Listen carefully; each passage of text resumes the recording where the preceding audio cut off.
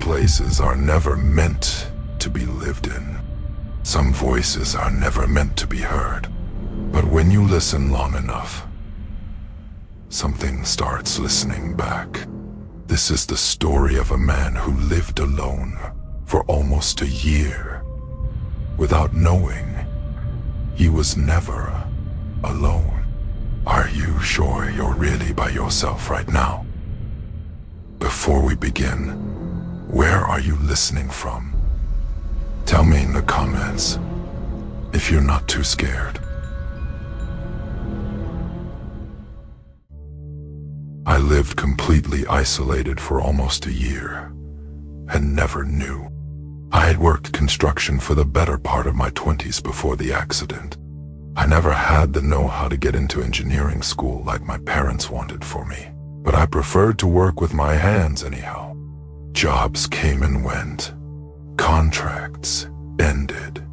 But ultimately I always had a site to work or a building to put up. When the Whitlam Hawthorne Group offered me a foreman position for the construction project of their new headquarters, I accepted in a heartbeat.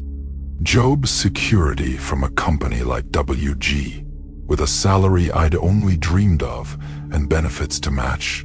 I thought it would be stupid not to accept. The foundation had barely been poured on the site when the collapse happened. No one knew who exactly was to blame. Whether it was the surveyors, the engineers, or just some freak accident. But those of us caught in the rubble only had the parent company to point our fingers at. 3 men dead and 13 injured was apparently a serious enough legal threat that Whitlam Hawthorne opted to offer us each a generous settlement outside of court. You can judge all you want that my silence was bought, but 6 zeros on a check would buy yours too. In addition, they also offered me a systems job I'd be able to work from home, and even a reduced renter's rate at one of their apartment complexes, in a unit that would accommodate the wheelchair I'd be confined to the rest of my life. Until then, I didn't even know that they owned any residential properties, but the complex looked decent enough on the pamphlet they sent me. After all, I certainly couldn't live alone in my current 4th floor apartment anymore. I moved in near the beginning of February last year. I won't lie. The adjustment to everything at once hit me a lot harder than it should have. Overnight, I had gone from working outside every day to being restricted to a wheelchair I had no intuition for using and being stuck inside all day long. My hard hat and boots swapped for a work laptop and a filing cabinet. The depression caused by my new situation was only worsened when I got settled in. It was embarrassing how little I owned that would still be practical given my new lifestyle.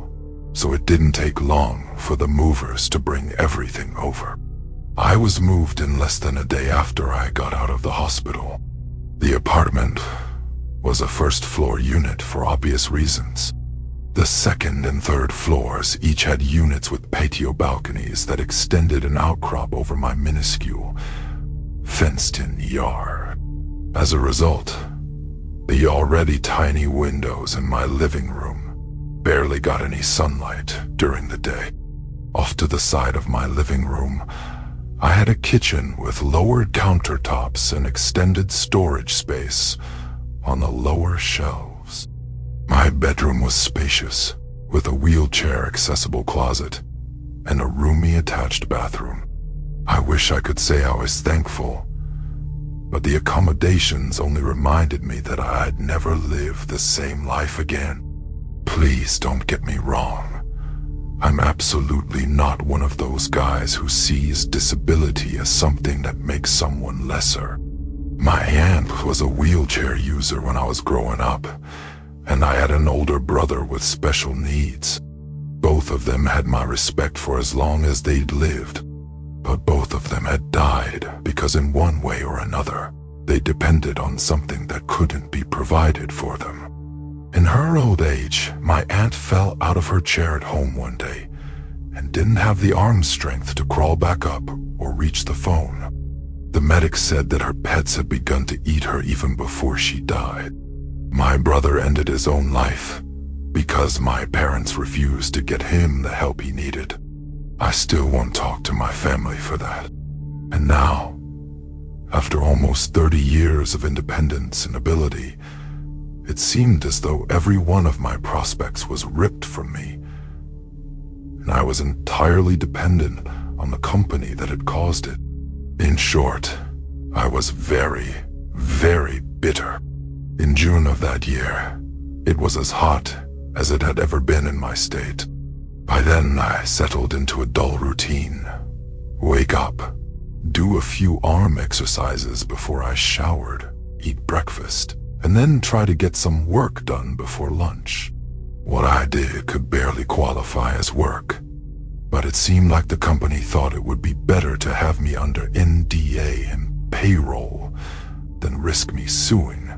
Once lunch came around, I would check my fridge for groceries and add what I was running low on to my weekly mobile delivery order. It was so much easier to have someone else leave groceries at my front door than to find a way to actually get to a supermarket. I'd found a routine where I honestly never had to leave the apartment. I avoided human interaction those days, so it was easy to stay inside. The only voices I heard for months were my neighbors. From what I could tell, I lived underneath a married couple that never stopped fighting.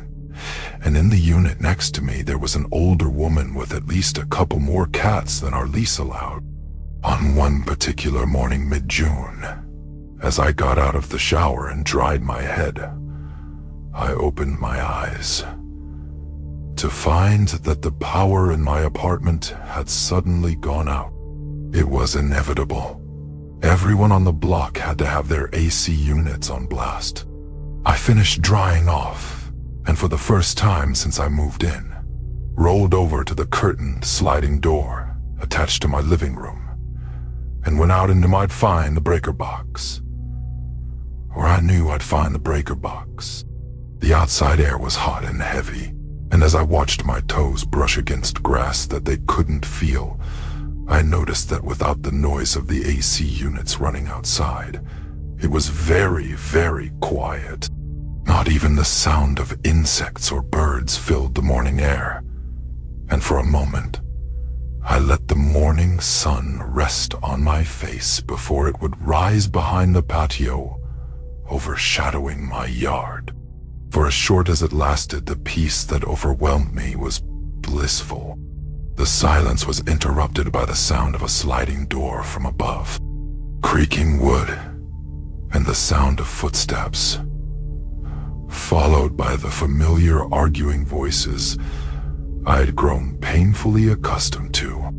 "If you don't want to fix it, then I will." The wife's voice grew louder as she moved above me. I never said I wouldn't do it. I said, "Give me a damn minute to put my shoes on." "Why do you always?" I zoned out as their arguing continued above.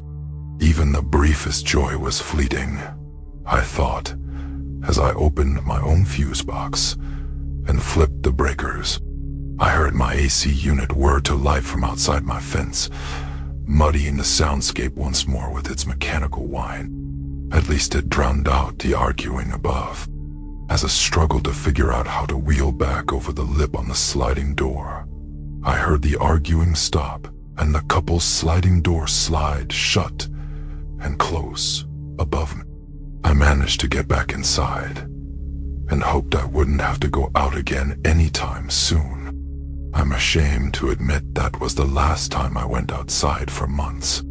I'd gone no contact with the rest of my family years ago, and what few friends I had lived out of state. I had no reason to go out anymore. So the summer's heat paired with my depression only forced me inwards. Wake up, shower, eat, breakfast, work all day, sleep. Even the arguments upstairs and the occasional meow from the unit next to me became monotonous. I drowned as much of it out as I could. The same voices, the same fights, The same cats, misbehaving, day in and day out. In fact, as much as I tried to ignore it, sometimes I couldn't help but listen in. The woman who lived above me, whose name I gathered to be Claire, was seemingly unemployed. She rarely spoke unless it was to accost her husband for wrongdoing or to complain. Her husband, whose name was Jason maybe. He seemed to have some anger issues, but seemed more defensive than aggressive. Cold and distant, paired with irritable and sensitive. A perfect storm. I never gathered the cat lady's name.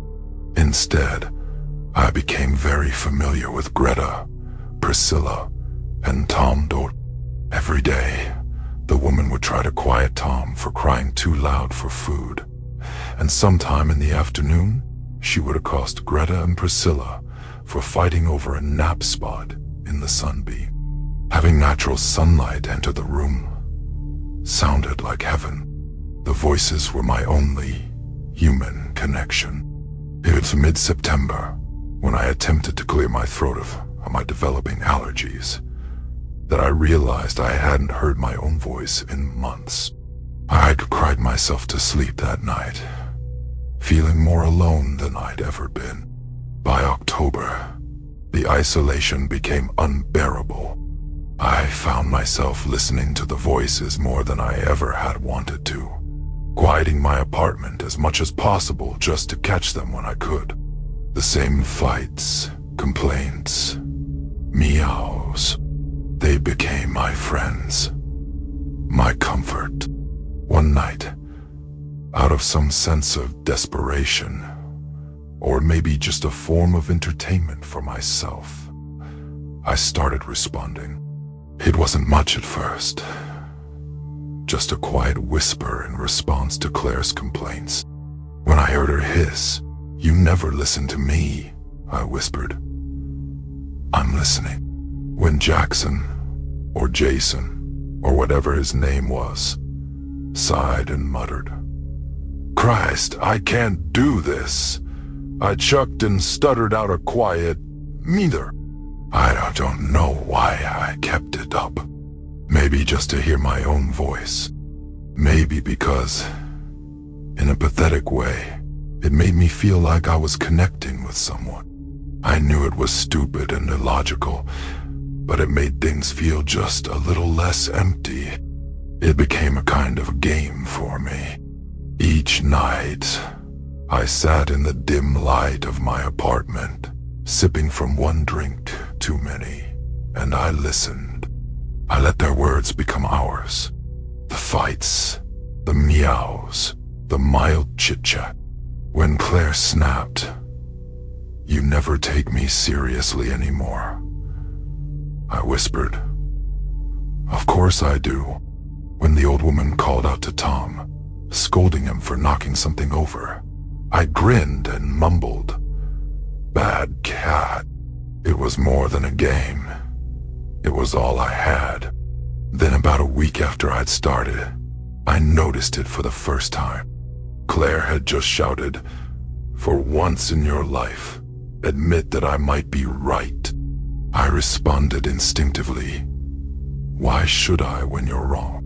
Before I could finish my words, from above, her husband's voice exclaimed back to her, "But why should I when you're wrong?"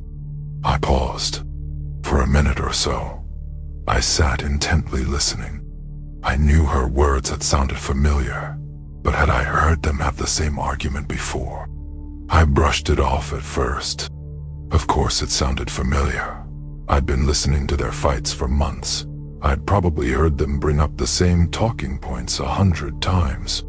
Often enough that subconsciously, I probably just knew what he was likely to say. But then, the next day, it happened again. "Is it that hard to get your My Car's registration done? I've been overdue for almost a week," Claire snapped. And I knew for a fact that I had heard that before. Not just something like it.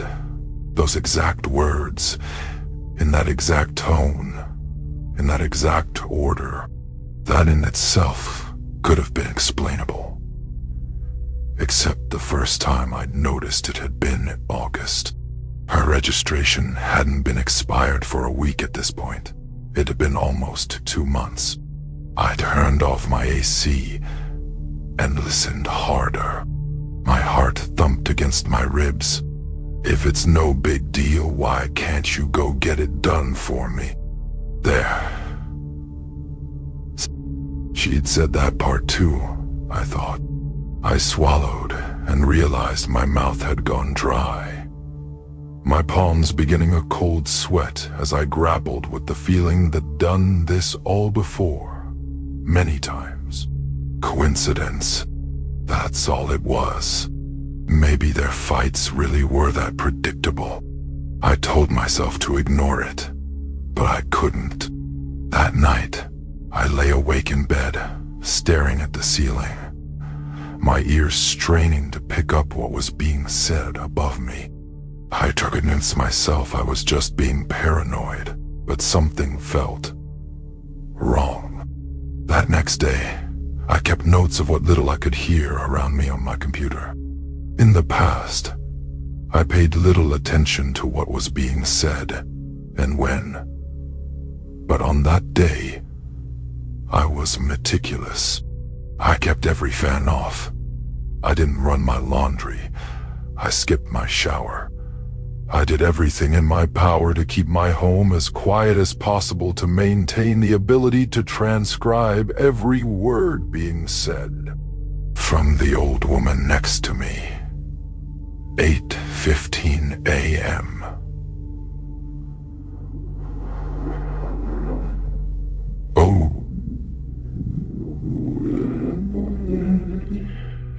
Oh, Tommy Tom.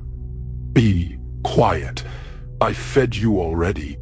From upstairs, 8:17 a.m. Claire on the phone. Eyes, he left for work. No, it'll just be me here until he comes home for lunch. 12:32. Upstairs again.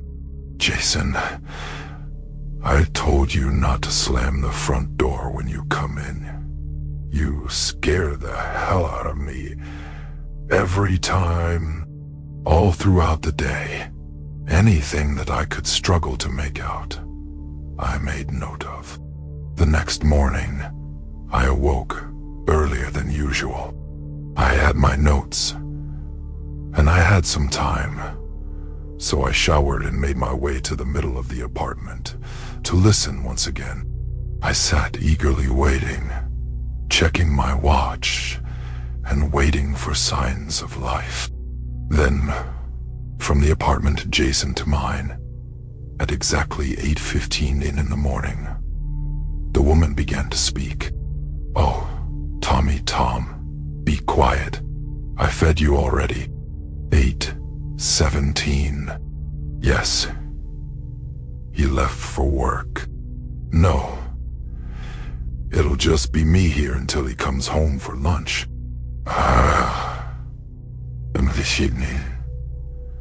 Else and more.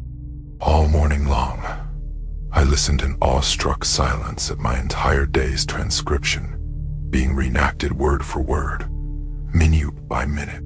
By the time 12:32 rolled around, and Claire complained about the door slamming, I was sickened to realize that on neither day, nor any other, had I ever actually heard their door slam shut. As if the same script was being read over and over, just muffled enough and just faint to keep me from noticing. I needed air, so I did something I hadn't done in months. I left my apartment.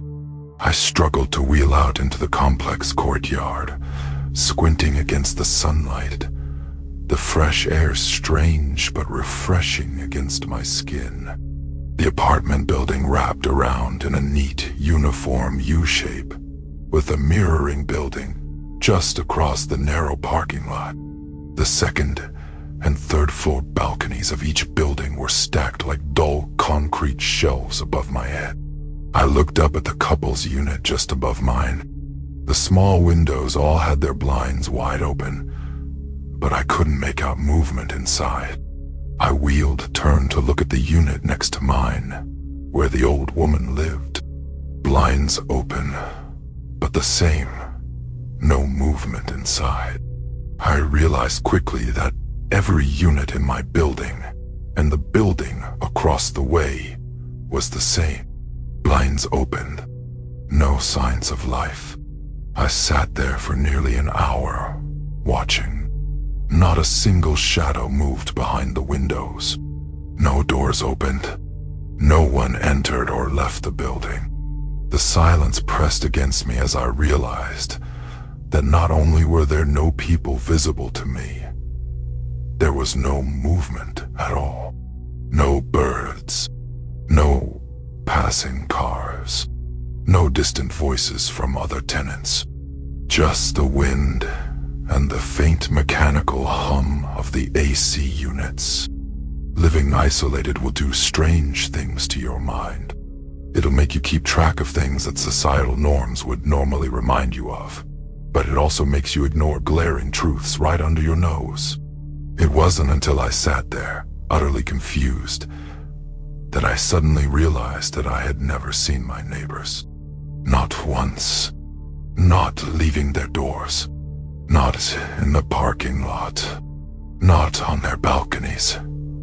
Despite hearing their voices out there almost every night, I hadn't even spoken to anyone in person when I moved in. I'd filled out all of my paperwork online, and I'd been driven here by a company vehicle when the movers said they'd brought everything over.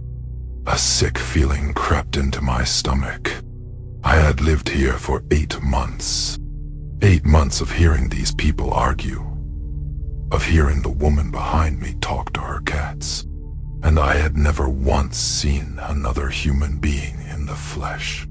The implication had barely begun to set in when, almost in reaction to my realization, the blinds in the apartment next to mine suddenly closed shut.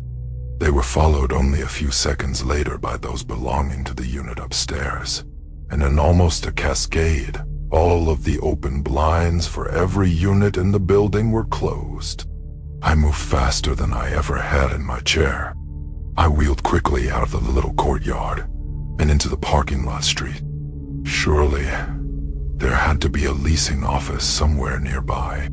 As I reached the lot, I looked both ways and saw only rows and rows of identical buildings.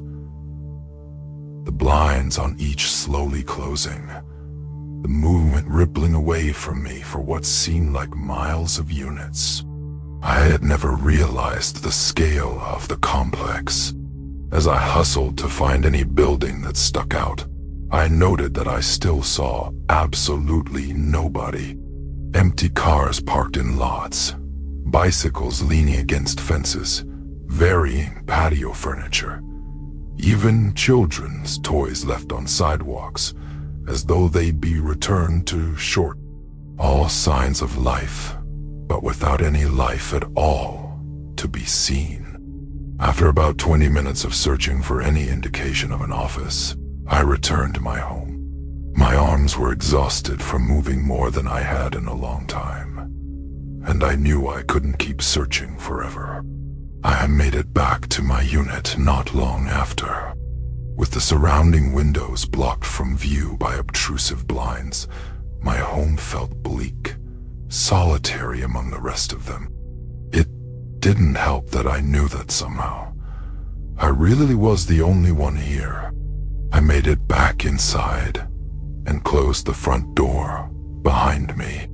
Not 1 second later, as I turned to go to my room, a chime startled me, and I realized that my doorbell had been rung.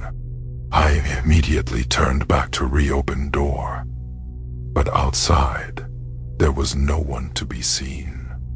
Just my weekly grocery delivery sitting neatly on my doormat, impossibly waiting where it hadn't been only 5 seconds prior. The following days were a blur.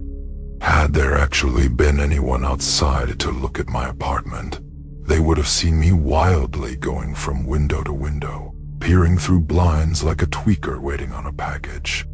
For about a week, all of the arguing, the meowing, the idle conversation that had repeatedly permeated my walls went absolutely silent. Whatever was going on, it caught wind of my curiosity and stopped, as though to gather itself and prepare. And prepared it must have, since when the sounds of human voices and interactions reappeared a week later, they'd changed. New arguments, new discussions, even a new cat supposedly added to the bunch. The second day that the voices were back, I noticed that they were different from the day before. The conversations were new the next day as well, and the day after that. For 7 days, I almost allowed myself to believe that maybe I'd been imagining things. I even began to hear the occasional car outside, slowly creeping past. Maybe something I somehow hadn't noticed before. On the 8th day of the return of the noises, however, my heart sank. Repeated phrases, returning arguments and interactions that I'd already hastily taken note of 1 week prior. The next day followed suit. I'd learned, but only a little bit. Whatever loop was being played for me was now a whole week's worth of audio, not just a day's worth. Even the passing cars returned exactly at the times I'd remarked the week prior.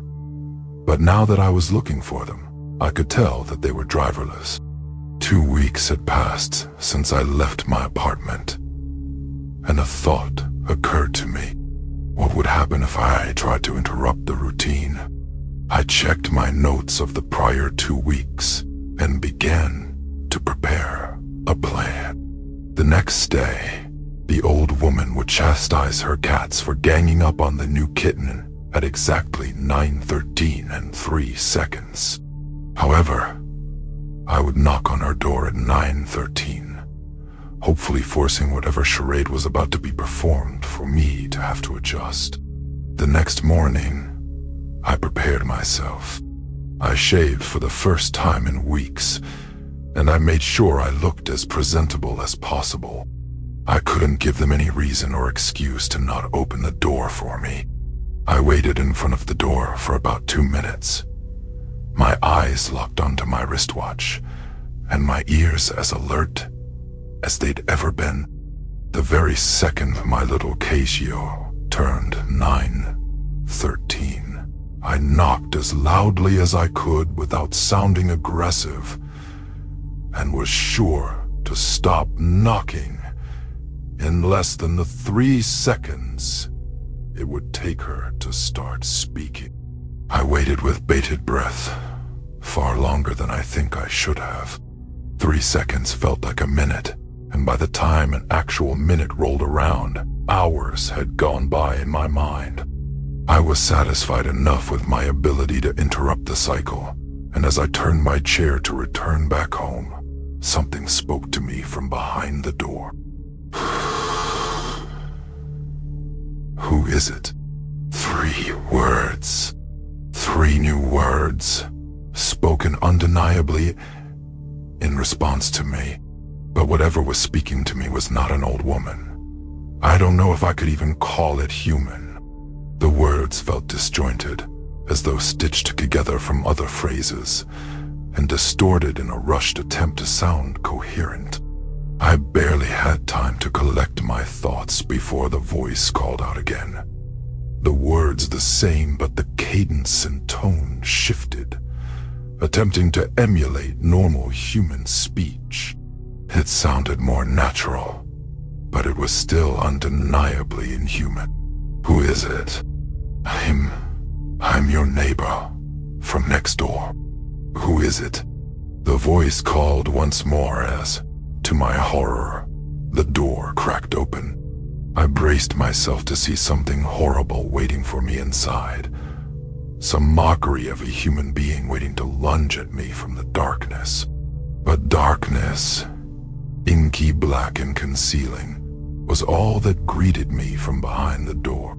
The door opened in full, and as what little sunlight that could pour inside, there was absolutely no one inside. Absolutely no movement, no sign of life save for a voice that called out from the doorway, now in perfect form. "Who is it?" I peered my head inside the doorway, and as I did, I felt myself through a threshold, icy and cold. Worse was the feeling of loneliness that seemed to inject itself into my veins. In all my months of being alone, I had never felt it quite so intensely as when I crossed through that door.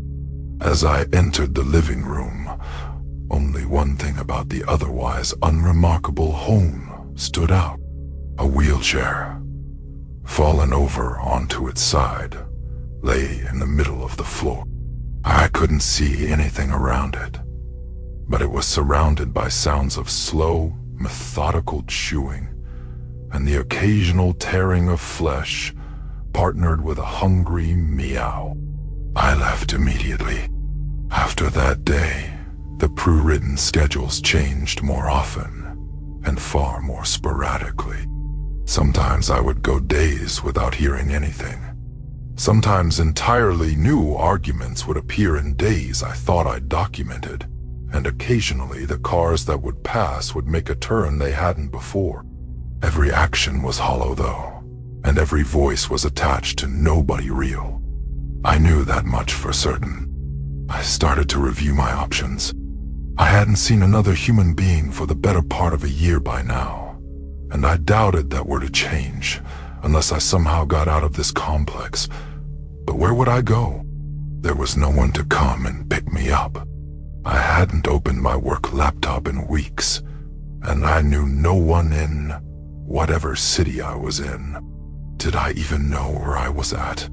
I vaguely remembered the offer after the accident, and the company men coming to get me from the hospital and,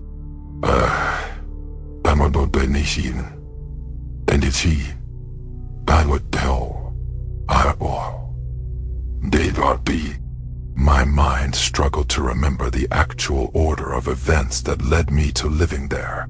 The more I puzzled it over, the less it made sense. As far as I could piece together, I had been in the accident, and some suits had visited me in the hospital when I woke up. They explained vaguely what happened, and that the company wanted to avoid legal troubles. So they passed me over the check and the new job offer, as well as the pamphlet for the apartment. I remember signing my leasing information online from the hospital, and then I remember being brought here directly from there. Had it been that immediate? Had I been in such a daze? I didn't recognize the strangeness of the situation. My thoughts were interrupted by a knock at my door. Not a doorbell. A knock. 3 solid knocks, echoing through my apartment. A chill ran as far down my spine as I still had feeling, and I slowly began to wheel myself towards the front door. I stopped in the kitchen to grab a knife on my way. Who's there?" I asked, my voice tinged with panic. There was no answer for a moment. Then, softly and meticulously from the other side, I heard my own voice, broken and stitched together, call back to me. I'm your neighbor from next door." I flung the door open, brandishing the large steak knife out into the open air. I couldn't see anyone in front of me, but I knew that something was there. I sat, wildly swinging the knife in front of me, and the voice called again from right in front of my face.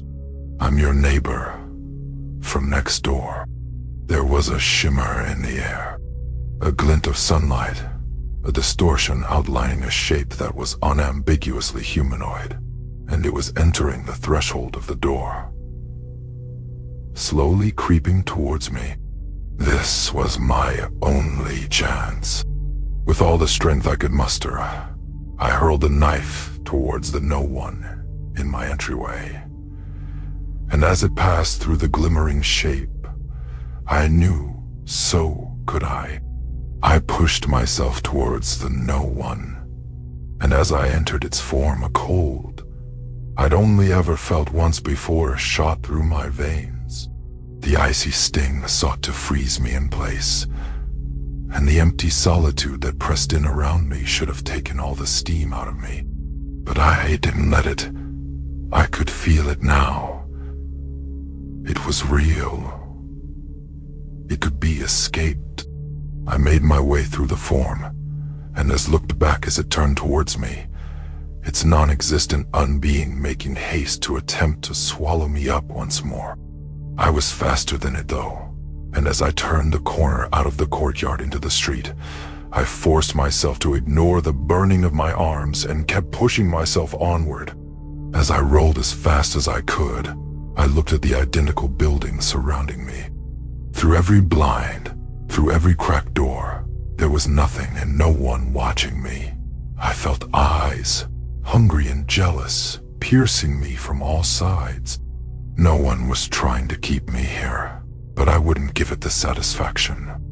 I caught glimpses from my peripheral vision of glimmering nothings, clambering out of doors and emerging from parked cars. I felt chills run through my body once more, as I must have passed through a group of them, their arms outstretched attempting to grab me. Whatever they were, or weren't, I don't think they could touch me, but I could feel them. More and more of them piled out of front doors, sprinting towards me. The air around me began to ripple as they amassed in numbers. It reminded me of waves of heat emanating from the roofs of cars under the summer sun. No one's fingers clawed at me as I pushed through thousands of them. Voices crackled, warped, stitched together nonsense, surrounding me with their fractured cries. After what felt like eternity, through the shimmering crowd that wasn't there, I saw what I'd been longing for. The end. I had reached the edge of the complex. It wasn't anything special as far as I could tell. No barrier or wall that would hinder my escape. I pushed myself harder and faster than my exhausted arms should have allowed. But every icy claw that passed through my blood renewed my vigor.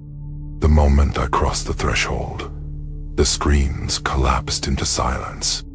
The air behind me felt full. No empty, frozen fingers. No warped voices. No, nothing. I didn't dare look back though. Not yet.